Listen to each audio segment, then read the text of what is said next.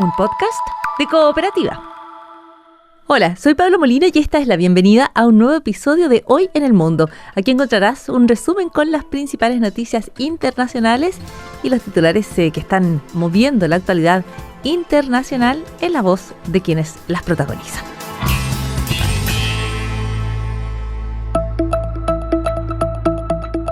El presidente de Estados Unidos, Donald Trump, lanza reiteradas amenazas a Irán e incluso apunta a que el país se podría ser aniquilado en una noche.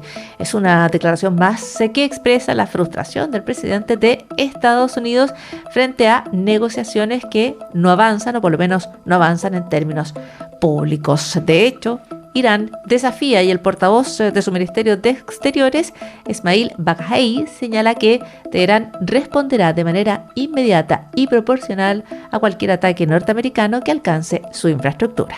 Iran's reaction would be one of reciprocating any such attack. La reacción de Irán sería la de corresponder a cualquier ataque de ese tipo.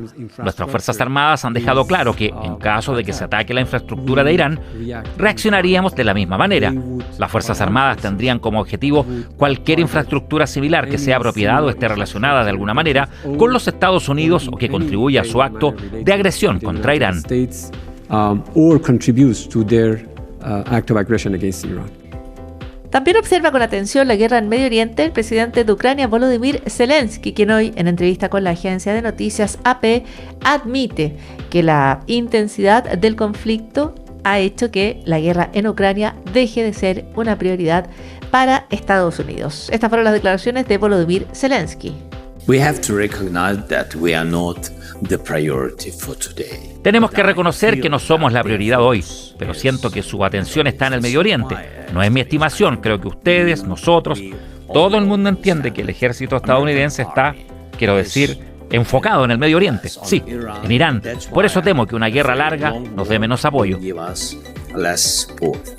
Y mientras avanza el plazo para las elecciones en Hungría de este próximo 12 de abril, las fuerzas de seguridad en Serbia informaron el hallazgo de 2 grandes paquetes de explosivos en las cercanías de un gasoducto en el norte de Serbia próximo a Hungría. A través de este gasoducto, ambos países reciben gas natural desde Rusia. Víctor Orbán ordena reforzar la seguridad de este tramo húngaro frente a las sospechas de la oposición respecto a la utilización electoral de esta información que surge desde Serbia. Estas fueron las declaraciones del primer ministro húngaro. Ucrania lleva años trabajando para cortar el suministro de energía rusa a Europa. Volaron el Nord Stream, cerraron el gasoducto que llega a Hungría y este año, con el cierre del oleoducto Druzhba, ha sometido a Hungría a un bloqueo petrolero. Además, atacan militarmente de forma continua el tramo ruso del Turk Stream. Las aspiraciones de Ucrania representan un peligro mortal para Hungría. Los serbios han reforzado la protección del gasoducto y el funcionamiento de esta línea es vital para Hungría, ya que obtenemos el 60% del consumo de gas húngaro a través de ella. Y nos vamos hasta Colombia, donde una grabación donde 2 hombres conversan sobre cómo evitar extradiciones a cambio de declarar contra el presidente de Colombia enciende las alertas en el gobierno. Fuentes de inteligencia han considerado el material creíble. Las grabaciones habrían estado circulando desde enero y este es el contenido de esos registros. Quieren agarrarlo a uno de estos manes y hacerlo cantar en contra de Petro. Ya. Los gringos. Hey. ¿Sí me entiendes? Nosotros casi no nos vamos a meter ahí, no los gringos. Entonces, no van a hacer una intervención como en Venezuela, eso es imposible. Sí. Pero, y bien cambia el periodo, el man le van a caer es con todas las que tienen, hermano. Nos dieron 3 meses para recopilar todo eso y pues de ahí van a redes sociales, van periodistas, va la Interpol de Colombia, va la Interpol de Ecuador. Y en Cuba, 2 congresistas del Partido Demócrata en la oposición en Estados Unidos, Pramila Jayapal y Jonathan Jackson, visitan la isla para observar la situación humanitaria allí. Apuntan a que es momento de negociar. Hay varias cosas que, en mi opinión, indican que ha llegado el momento de tener una negociación real entre los dos países y revertir la fallida política estadounidense de décadas, un remanente de la era de la Guerra Fría que ya no sirve al pueblo estadounidense ni al cubano. Y en el espacio, la nave Orión de la misión Artemis 2 ya ingresó en la esfera de influencia lunar. Y a la hora que grabamos este episodio se va aproximando a la cara oculta de la Luna. El domingo de resurrección, uno de los integrantes de la misión, Victor Glover, lanzó un mensaje apuntando a que, desde la perspectiva del espacio, estamos rodeados de la nada y quienes vivimos en la Tierra tenemos la suerte de disfrutar un oasis. En todo este vacío, esto es un gran montón de nada. Esta cosa que llamamos el universo tiene este oasis, este hermoso lugar en el que podemos existir juntos.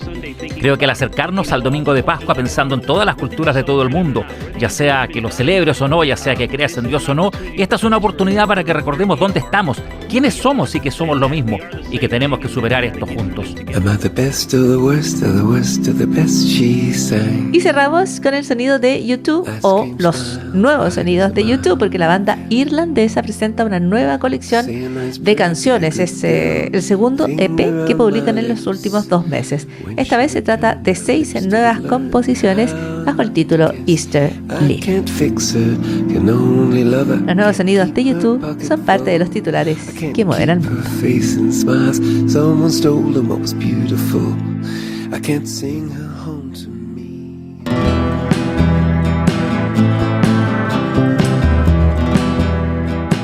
Y ahora caminamos no por la Luna, no por la Tierra, bueno, por la Tierra. Y de hecho vamos a hablar de la Tierra con el decano de la Facultad de Letras de la Universidad Católica, Cristiano Paso, que es panelista habitual de lo que queda del día. ¿Cómo estás, Cristian? Bienvenido. Hola, Paula. Bien y preocupado porque me di cuenta que esta invitación semanal a caminar por la tierra latinoamericana implicaba un desafío grandote, que era pedirle permiso a los dueños de la tierra para poder transitarla. Oye, es un gran tema cuando precisamente estamos hablando de la Luna y dónde podríamos instalarnos y este viaje extraordinario, ¿no? Que además yo creo que los astronautas le han dado allí una resonancia particular, han estado muy bien, pero creo que, claro, hablar de la Tierra es hablar del planeta, pero buscar el domicilio en Latinoamérica y luego ver quién es dueño de la Tierra, porque el planeta es de todos, pero la Tierra no necesariamente, y esta es una conversación en Latinoamérica que tiene décadas, siglos. Una conversación antigua, pero con re poca evidencia hasta la fecha. De hecho, por eso este mes la FAO está dando a conocer muy masivamente un informe que acaba de lanzar que se llama Estado de la Tenencia y Gobernanza de la Tierra, que espera ir actualizando cada 3 años para generar, como decimos, evidencia, insumo para la discusión. Y hay 3 datos que nos invitan a conversar de entrada, ¿no? Como datos bien notables. Uno que me sorprendió particularmente es que solo el 35% de la tierra disponible en el mundo está regida por títulos de propiedad formales. Y el otro, ¿35% y el resto? Solo el 35%. El resto está ahí, entre Tongoy y Los Vilos, literalmente, en la informalidad, en zonas de precariedad, donde la gente que vive no es necesariamente la dueña de la tierra. Oye, Cristian, ¿pero esto es en Latinoamérica o en el mundo? En el mundo, esa cifra, y si hacemos el zoom in y nos fijamos en nuestro pedacito de continente, aparece una segunda cifra que, como te decía, invita a conversar, y dice que el 90% de todo el territorio latinoamericano dedicado a tareas agrícolas y de explotación le pertenece al 15% más rico de la población, y que el resto, el 10% restante, le pertenece al 85% más pobre. Ya, y este informe, o sea, básicamente lo que dice de quién es la Tierra. Es como vamos a ir a mirar de quién es la Tierra, fueron a preguntar quién tiene inscrito esto. Y lo primero es que un porcentaje relativamente pequeño yo encuentro, yo pensé que era mucho más, que el 35% de la Tierra del mundo tiene como propiedad, así papeles. Y el resto está en algún espacio. Cosa que me llama mucho la atención. Yo siempre que, no sé si te pasa cuando voy en auto así por Chile y voy mirando el paisaje, siempre digo, ¿y de quién será esto? Siempre pienso como... Exacto. Qué sé yo, paso, veo los montes medio secos, así tipo quinta región, y digo, ¿de quién será todo esto? Bueno, tú dices 35, ¿de quién será? Si es del mundo, hay un 75% de opciones de que no sea de nadie, si estás en cualquier lugar del planeta. Y si estás en América Latina, el 90% más o menos de lo que se dedica a la agricultura, que es mucho, es de este 15% de personas, ¿no? Claro, o sea, literalmente el chancho está mal pelado, ocupando una metáfora agropecuaria. Ya que estamos en la tierra, en la productividad. ¿Qué otros datos tiene sobre la propiedad de la tierra? Sabéis que acá el gran desafío que diagnosticó la FAO es que, claro, como tú dices, cuando vamos mirando la tierra nos preguntamos de quién es, y la FAO dice que hay 71 países que han firmado acuerdos para repartir mejor la tierra, para hacerla más productiva, para generar títulos de dominio ahí donde no la hay. Pero ¿cuál es el gran problema que se ha topado la FAO? Que al igual que nosotros cuando vamos por la carretera mirando a quién pertenecerá esto, se dan cuenta de que es imposible saberlo, ya que un gran porcentaje de esa tierra, indeterminado, está en manos de consorcios extranjeros. Es decir, no tenemos certeza de quién es el dueño. Y al no tener certeza, no podemos, por ende, implementar medidas que propicien una distribución más equitativa. Así, muy en corto, queremos repartir la tierra, pero no sabemos a quién reclamársela. Ahora, Cristiano Paso, llama la atención porque este informe es de, como tú dices, de este mes, y suena como a las consignas como de los años 70, digamos. O sea, uno podría haber pensado que las cosas han cambiado desde el punto de vista de la propiedad de la tierra, o de que quizás hoy la propiedad de la tierra no es tan urgente como lo era en otros momentos. Está una vieja bandera política, ¿no? El tema de la tierra. Pero el informe a mí me parece que apunta a que es poco lo que se ha logrado, como en términos de que exista una mayor variedad, diversidad de dueños propietarios de la tierra. De hecho, y el informe, como tú dices, claro, uno piensa en esas consignas de las revoluciones latinoamericanas, de la reforma agraria que vivimos en nuestro país entre Alessandri y Allende, por ponerle una fecha concreta, y nos damos cuenta que la situación latinoamericana no solo no ha cambiado, sino que comienzan a aparecer matices que la hacen parecer más grave. Por un lado, un dato, en Latinoamérica el 42% de la tierra es ocupada por pueblos originarios, pero de ese 42% que ocupan los pueblos originarios, ellos tienen decretos, títulos de propiedad solo sobre el 10%, y esa asimetría genera problemas bien serios porque sabemos, y lo documenta y lo evidencia la FAO, que los territorios ocupados por población indígena por lo general son lugares donde se conserva de mejor manera el suelo, los bosques, y de hecho esos territorios son los que absorben el 37% del carbono que emite el planeta. Es decir, los pulmones del planeta están en manos de pueblos originarios, pero problema, no tienen títulos de propiedad. Así muy en corto, la salud de la tierra es resguardada por personas que no tienen acceso seguro a ella, que viven en tránsito. Oye, ahora en cuestiones... quizás para mirar aspectos positivos del informe, lo que sí me llama la atención es que en el último tiempo se ha venido regularizando la tierra, la propiedad, aquella. Si tienen los datos es porque en los últimos años, o sea, ayer, digamos, se empezó a trabajar más fuertemente en esto. Claro, y en ese buscar información, en haber empezado a trabajar y de algún modo al tener este archivo de propiedad, la tierra deja de parecernos un problema, un dilema de los 60, de los 70, y se transforma en una pregunta de futuro, porque esa información nos da datos que a mí, por ejemplo, me asombraron. Por ejemplo, que el 23% de la población mundial adulta, unos 1.000 millones de personas, se sienten inseguras, viven en la inseguridad. ¿Por qué? Porque básicamente viven en tierra donde no tienen títulos de propiedad. ¿Y eso en qué se traduce en el día a día? No solo en una amenaza abstracta de, no sé, el día de mañana no voy a poder heredarle esto a mis hijos, sino que básicamente cuando pensamos en la frontera, por ejemplo, de Colombia, en las zonas de la Amazonía, eso significa que tenemos 1.000 millones de personas que están viviendo el hostigamiento de corporaciones internacionales inescrupulosas, ¿no? O de carteles del narcotráfico o de guerrillas de diversa índole. No, hay 1.000 millones de personas en el mundo que al no tener títulos de propiedad sobre la Tierra, eso significa que día a día tienen que estar negociando en condiciones muy desventajosas con organismos de poder bien poco transparentes. Pero solo una duda, porque asume que toda y cualquier propiedad empresarial es negativa, pero yo creo que no, ¿no? O sea, No. Como imposible la convivencia, como... Mira. Es que por eso se hace en este informe mucho la distinción entre título de propiedad claro, cuando tú puedes como Estado ir a negociar con tu contraparte, proponerles políticas de mejora, planes de desarrollo, lo que es capital.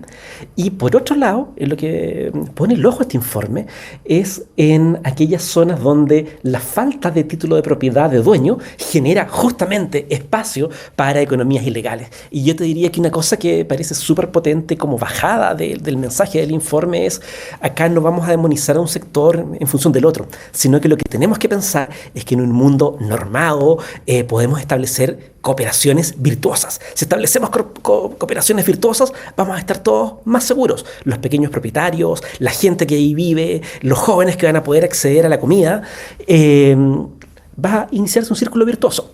En cambio, si no normamos, si vivimos literalmente en una economía de tinterillos y clandestinidad, todo se nos complica. No, tinterillo y clandestinidad suena fatal. Oye, hay datos sobre los estados, dice que son propietarios del más del 64% de las tierras de todo el mundo. O sea, ahí tienes también como esta parte que tiene que ver con la propiedad fiscal, ¿no es cierto? Claro. Pero de todas maneras, estamos lejos del 100%, y luego lo planteo pensando en que uno tiende a creer que toda tierra tiene propiedad, no es así para nada. Y luego estoy pensando que en América Latina además se puede dar este fenómeno de que la propiedad se vea afectada por no sé, como por la criminalidad, ¿no?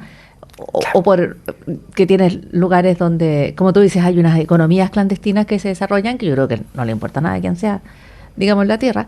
Exactamente. Y luego te va a haber también espacios donde todavía no se puede entrar. O sea, que no se pueden... América Latina, yo creo que es bueno recordarlo, tiene todavía zonas que son de muy difícil acceso o imposible. Y eso es un tremendo desafío de conservación. Tenemos todavía poblaciones que viven desvinculadas del diálogo y el intercambio cotidiano con los poderes del Estado, del comercio, etc. Tenemos zonas que merecen ser preservadas por su estado cuasi virginal, ¿no? Y de hecho también tenemos otro tremendo desafío a nivel latinoamericano y mundial, y es que muchas veces, y me pasa a mí que trabajo como profesor con jóvenes que viven en contextos mayoritariamente urbanos, ¿no?, que solemos asociar la idea de juventud a ciudad, a urbe, o cuando mucho un pequeño pueblo, y resulta que este informe nos dice que a nivel mundial el 46% de los jóvenes viven en zonas rurales. Es decir, pensar en el campo, pensar en la tierra, pensar en las zonas rurales es pensar en el futuro. Y pensar en darle títulos de propiedad, en generar círculos virtuosos de desarrollo sostenible, equitativo, transparente, es una forma de asegurarle la subsistencia a esa juventud, a casi la mitad de los jóvenes del mundo que viven en ese tipo de terrenos. Sí. No, te decía que hace poquito el Papa León XIV intervino en el debate, ¿no? Y nos decía: ojo, preocúpense de la tierra, preocúpense de la propiedad y de los jóvenes que viven ahí, porque asegurarles la tierra a esos jóvenes, acceso equitativo, legal, justo, es una forma de asegurarles la alimentación, el sustento, y por ende de asegurarnos entre todos el futuro.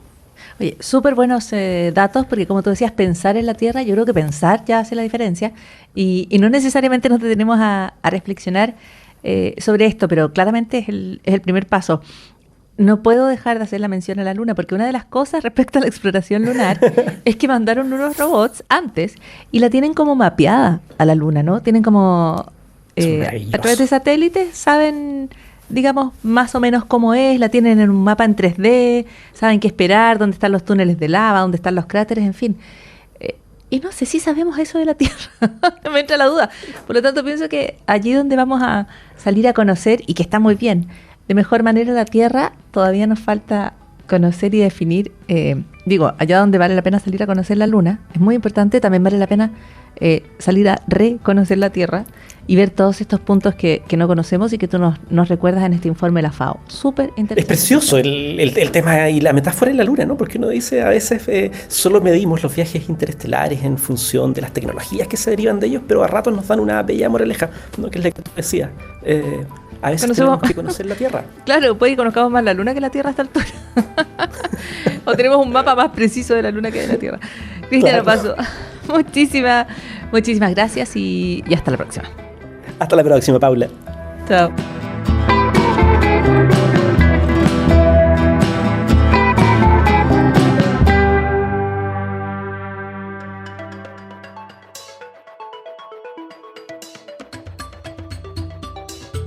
Y si estás aquí, has llegado hasta el final de este episodio de Hoy en el Mundo. Y recuerda, puedes suscribirte a través de distintas plataformas de audio o encontrarnos en cooperativapodcast.cl. Cada día, nuevos episodios para escuchar y compartir. Soy Paula Molina y hasta la próxima.